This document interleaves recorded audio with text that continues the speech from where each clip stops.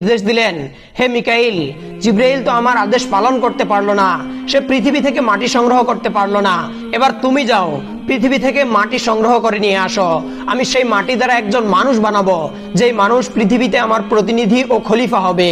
আল্লাহ রাব্বুল আলামিনের নির্দেশ পেয়ে হযরত মিকাইল আলাইহিস সালাম পৃথিবীতে অবতরণ করলেন এবং তিনি জমিনকে লক্ষ্য করে বললেন, হে জমিন, তুমি আমাকে সামান্য মৃত্তিকা দাও, আমি মহান প্রভু আল্লাহ তাআলার নির্দেশে তোমার দেহ থেকে একটু মাটি সংগ্রহ করার জন্য এসেছি।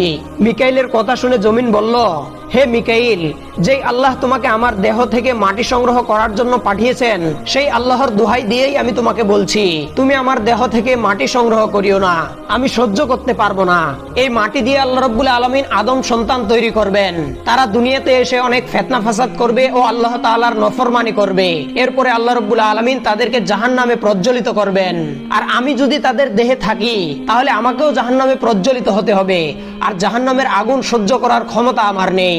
আল্লাহর কসম দিয়ে নিষেধ করায় হযরত মিকাইল আলাইহিস সালামের মনেও মাটির প্রতি দয়া হলো, তাই তিনিও আর পৃথিবীর জমিন থেকে মাটি সংগ্রহ করতে পারলেন না। এরপরে তিনি আল্লাহ রাব্বুল আলামিনের দরবারে ফিরে গিয়ে